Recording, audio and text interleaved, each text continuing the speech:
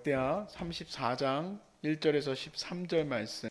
요시아가 왕위에 오를 때 나이가 8세라 예루살렘에서 31년 동안 다스리며 여호와 보시기에 정직하게 행하여 그의 조상 다윗의 길로 걸으며 좌우로 치우치지 아니하고 아직도 어렸을 때 곧 왕위에 있은 지 8년에 그의 조상 다윗의 하나님을 비로소 찾고 제12년에 유다와 예루살렘을 비로소 정결하게 하여 그 산당들과 아세라 목상들과 아로 새긴 우상들과 부어 만든 우상들을 제거하여 버리매 우리가 왕 앞에서 바알의 제단들을 헐었으며 왕이 또 그 제단 위에 높이 달린 태양상들을 찍고 또 아세라 목상들과 아로새긴 우상들과 부어 만든 우상들을 빻아 가루를 만들어 제사하던 자들의 무덤에 뿌리고 제사장들의 뼈를 제단 위에서 불살라 유다와 예루살렘을 정결하게 하였으며 또 므낫세와 에브라임과 시므온과 납달리까지 사면 황폐한 성읍들에도 그렇게 행하여 제단들을 허물며 아세라 목상들과 아로 새긴 우상들을 빻아 가루를 만들며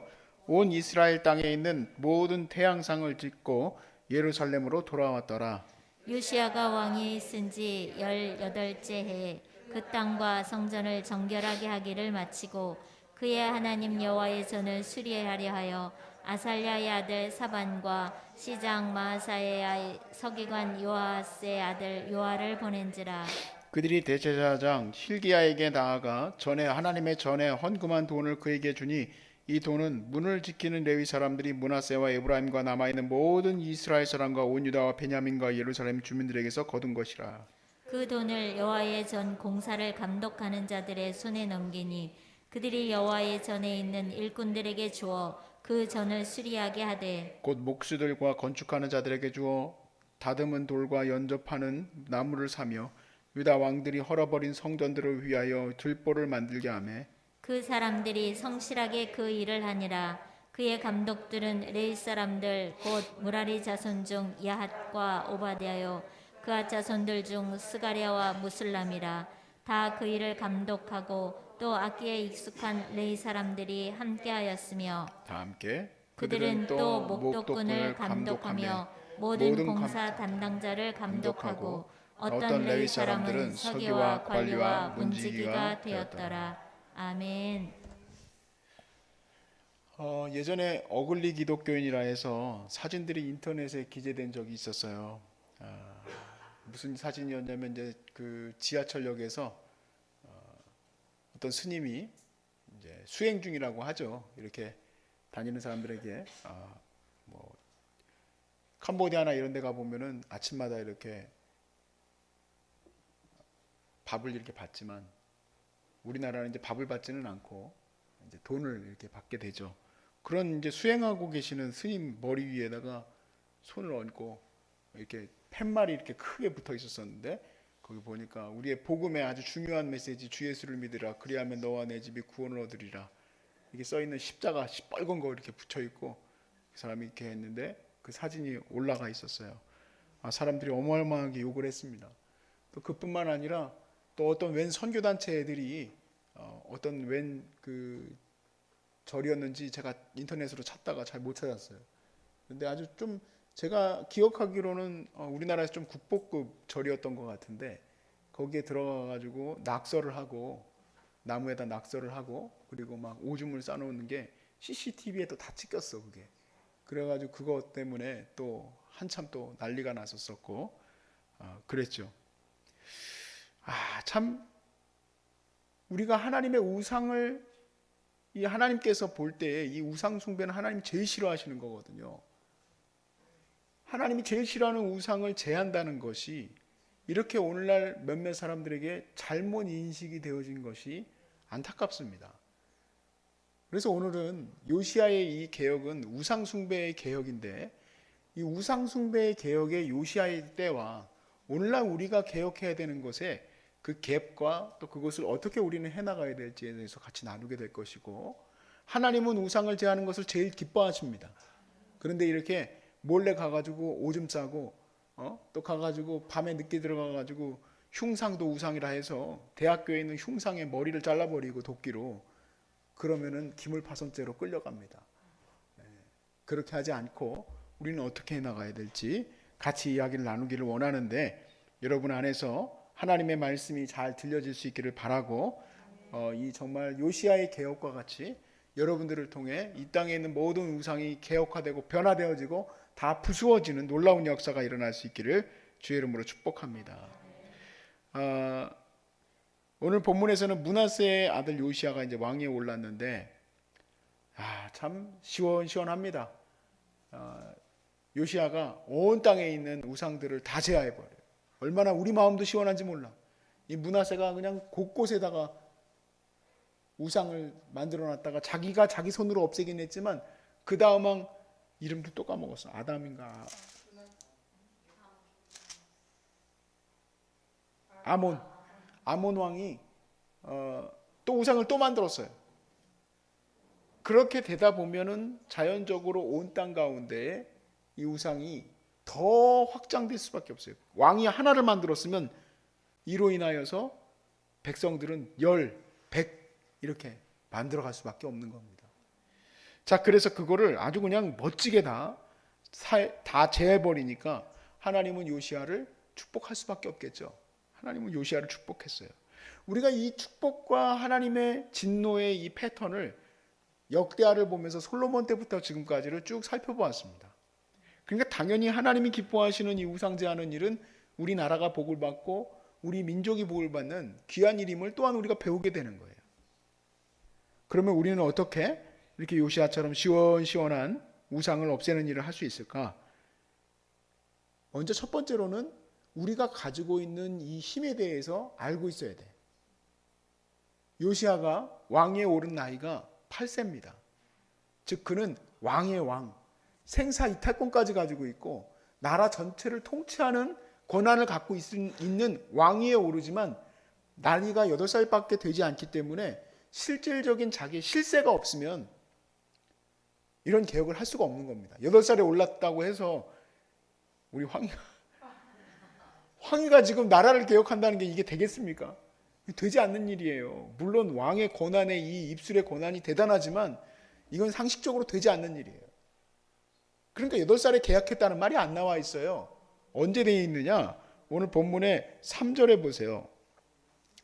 아직도 어렸을 때 곧 왕위에 있은 지 8년에 8살에 왕위에 올랐으니까 8년이 지났다는 얘기예요. 그러니까 16살이 된 겁니다. 우리 이미라 집사님 큰딸이 몇 살이에요? 이미라 집사님 딸님보다 1살 더 많은 나이예요. 그렇죠? 그러면 대단한 겁니까? 아직은 아니죠? 16살이면 아직도 멀었어요.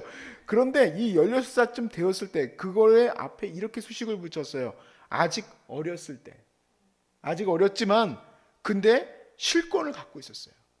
그 이유는 제가 생각해 봤을 때 하나님 앞에 서려고 노력했던 이 왕의 이 입술의 권세가 당시에 있었던 그 재상들에게 힘이 실려졌을 거예요. 그러니까 왕이시여 16살이지만 하시겠다면 하십시오 하고 밀어붙이라고 하는 거예요. 밀어붙이라고.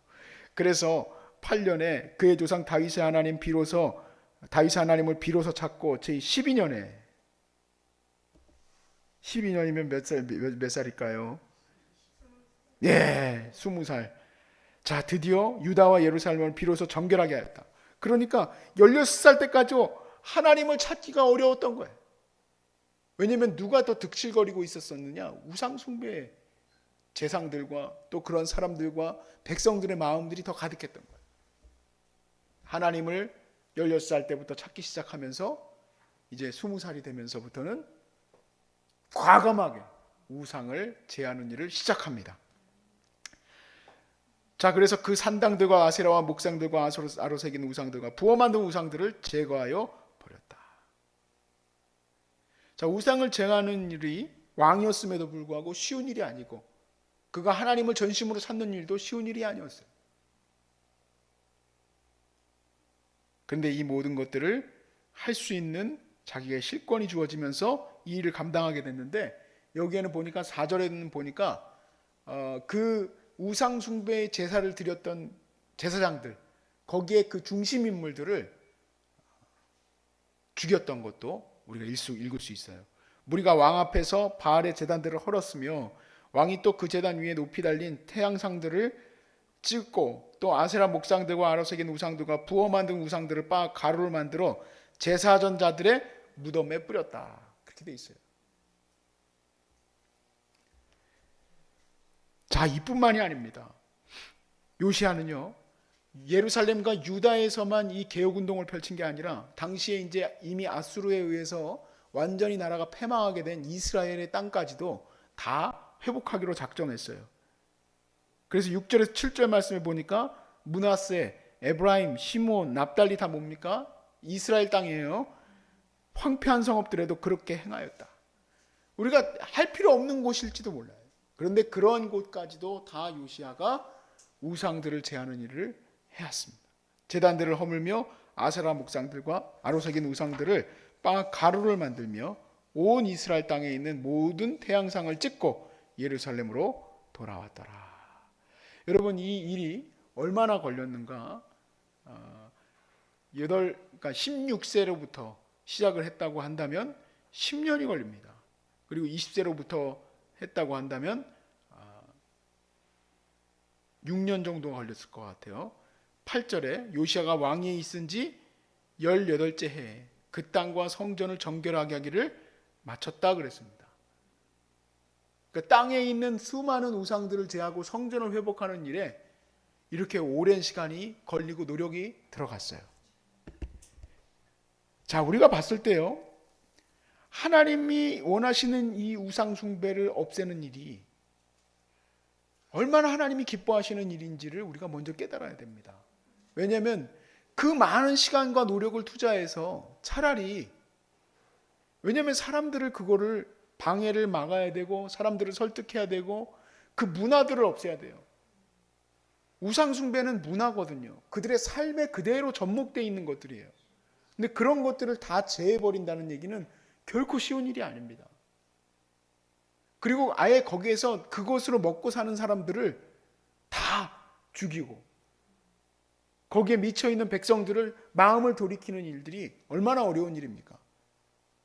근데 이 일이 얼마나 하나님 앞에서 중요한 일인지 깨닫는다면 우리도 우리의 삶에서 어떻게 개혁해 나가야 될지를 깨닫게 돼요.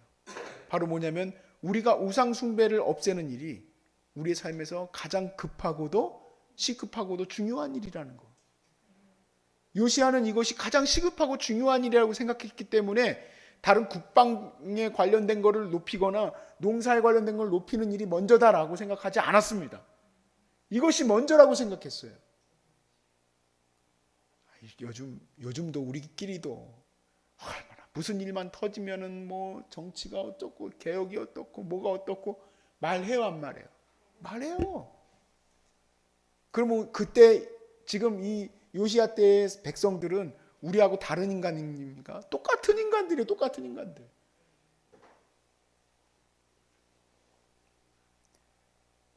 유발 하라리가 쓴 책을 제가 다 읽게 됐었는데 유발 하라리가 그런 말을 했더라고요. 인간이 다른 모든 종에 비해서, 그 사람이 이제 그 인문학자니까 종이라는 말을 쓰는데, 모든 종들에 비해서 인간이 제일 많이 살아날 수 있었었고 특히 사피엔스가 끝까지 살아남을 수 있는 종이 되었던 이유는 소위 말해 뒷담화 때문이라는 말을 해요. 뒷담화. 왜냐하면 그 뒷담화가 잘못된 길로 못 가게 만든다는 거예요. 우리는 지금 마을 단위로 안 살잖아요. 근데 예전에 제가 읽기 시작했던 토지에서도 보면은, 토지 여러분 읽어보셨어요? 토지라는 그 책에서도 보면 그 마을에서 일어나는 일들, 월선이와 그런 어떤 여러 가지 그런 이야기들을 막 자기들끼리 주거니 받고 막 그것 때문에 화나가지고 가서 때려 죽이려고 막 들어가고, 이게 소위 말하는 뒷담화 문화거든. 인간이 갖고 있는 이 뒷담화가 여러분 얼마나 요시야 때에도 있었겠습니까? 요시야가 우리를 다 죽이네 살리네 물러가라 돌아가라 난리도 아니었겠죠. 그렇지만 요시야가 그걸 이겨냈다는 얘기예요. 그냥 쉽게 이게 그냥 써있지만 그냥 쉬운 얘기가 아니에요. 절대로. 오늘보다 더 어려웠던 이야기일 수 있어요. 근데 그게 1순위라고 보기 때문에 이 어려운 일을 하는 거예요. 이 어려운 일을. 그게 1순위니까. 여러분, 우리가 우상을 제하는 일이 우리의 삶에서, 이 대한민국 땅에서 가장 중요한 일이라는 걸 우리가 깨달아야 돼. 그러면 우리는 어떻게 우상을 없애느냐? 가서 도끼로 찍어내서 없애는 게 아니라, 우리에게는 생사이탈권을 갖고 있는 왕도 아니고, 우리는 21세기 대한민국에 살고 있기 때문에 대한민국 법 속에서 바라봐야 돼. 그렇다면 우리가 할 수 있는 것은 복음을 전하는 것밖에 없어. 복음을 전하는 일밖에 없어요. 100년 전도 마찬가지입니다. 100년 전에 있었던 선교사님들이 어디 함부로 제사 드리고 있는 그 위패를 갖다가 때려 부시고 하는 거 본 적 있습니까? 그런 거 없어요. 100년 전이나 지금이나, 아니 예수님 때부터 지금까지 동일하게 우리는 우상을 제하는 일은 복음을 전하는 일입니다. 요시아와 같이 시원시원하게 나가지는 추진력을 갖고 나갈 수는 없지만, 요시아도 시원시원하게 해도 10년이 걸리잖아요. 10년이. 그 온 땅을 다 제하는데, 우리는 어쩌면 내 평생을 다 바쳐서 내 옆집에 있는 그 우상을 없애는 거 정도밖에 못할지도 몰라요. 아니 어쩌면 내 집에 있는 이 토속신앙을 없애는 것도 내 평생의 과업일 수도 있습니다. 근데 그것이 바로 우리가 해야 할 일, 개혁이에요. 각 복음의 사람들이 복음을 전하고 스스로가 그 위패를 깨부시고, 그리고 불경도 자기 스스로가 다 폐유지로 내놓고 할 수 있는 일이 생긴다면, 우리는 요시아처럼 그 놀라운 일에, 개혁에 동참하게 되는 거예요. 근데 이것이 중요하다는 얘기를 먼저 드렸던 이유는, 사실은 내 삶에서 하나님의 복음을 전하는 일이 1순위로 들어오기가 어렵습니다. 2순위, 3순위로 밀려나죠. 물론 중요한 건 알죠. 강단에 서는 목사님들마다 맨날 전도에 대한 얘기를 하니까 그게 중요한지는 알지만, 실질적으로 내 삶에서 중요한 일은 내가 먹고 사는 문제가 더 중요하지. 근데요, 우리가 성경을 믿는다면 근본적으로 가장 중요한 게 뭘까? 하나님이 복 주시고 형통케 하시고 은혜를 주시는 그 출입구가 어디에 있을까? 하나님 기뻐하시는 이 일을 할 때이죠. 근데 왜 우리는 오히려 삶이 우상화되게 만들어가지고 하나님이 기뻐하시는 일은 뒷전으로 밀려나고, 이것을 치중하다 보니까 어느 순간 이런 것으로 인하여서 주신 이 모든 일들이 다 우상이 돼버리고 마는 거예요. 앞뒤가 바뀌어버리는 거예요. 그렇게 지나온 지가, 대한민국 복음화된 지 100년이 지나온 지금 현재의 우리의 주소의 문제, 우리가 지금 갖고 있는 현 주소예요. 현 주소. 성도들은 마음이 온통 현실에 가 있는데, 언제 이 대한민국이 우상이 다 없어지고, 언제 저 북한 땅에 있는 저 우상, 아이고야, 거기는 아예 그냥 주체사상 자체가 그냥 우상화되어 있잖아요. 옛날에 어디에서 그 레닌의 그 동상을 내리는 게 나왔었죠.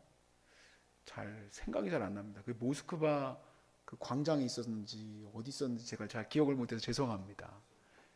어디에 있었다고요? 선생님 뭐라고 그러셨잖아요? 죄송합니다.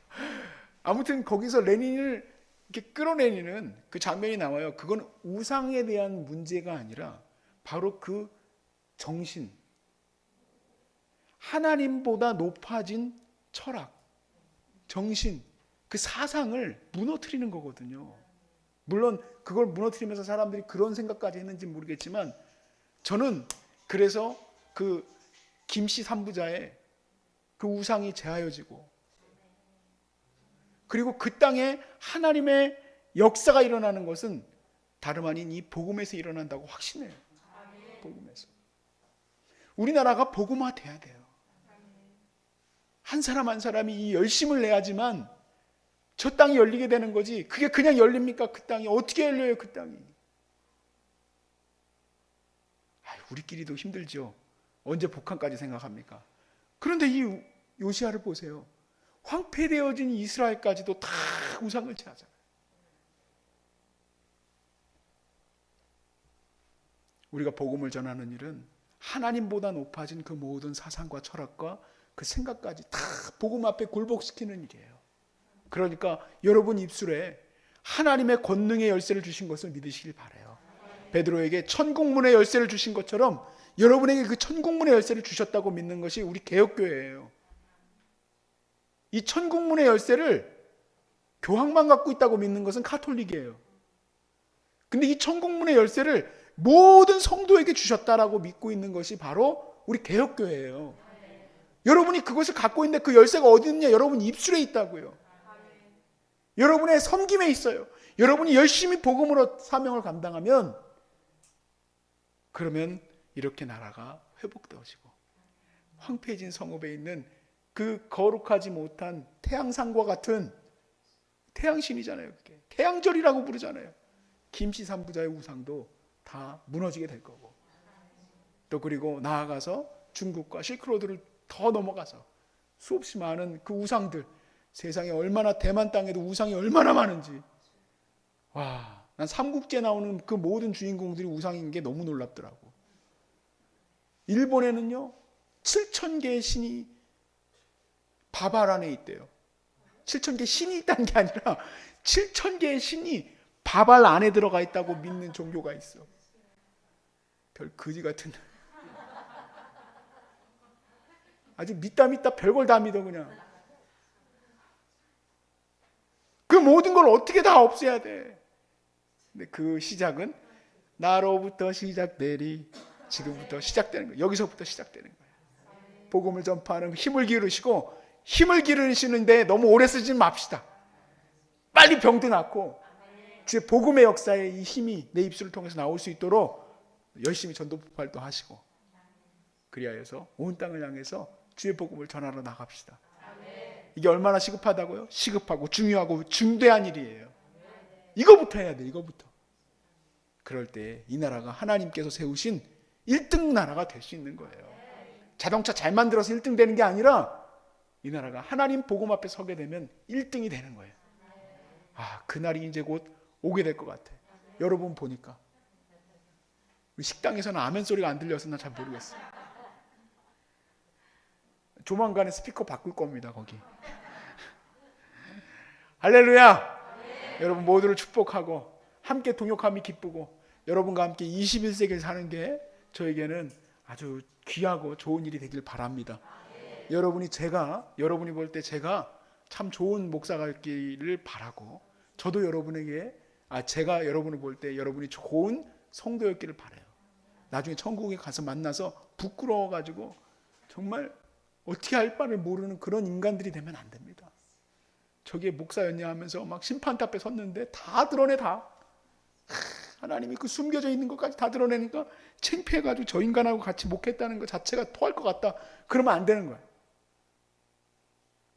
도대체 저분은 일평생을 살아가면서 영혼에 대해서 1%도 마음을 안 먹었는데 집에는 온갖 우상들이 가득해. 그냥 집에는 그냥 옷들도 가득하고, 그냥 이태리 무슨 분재 그냥 가득하고.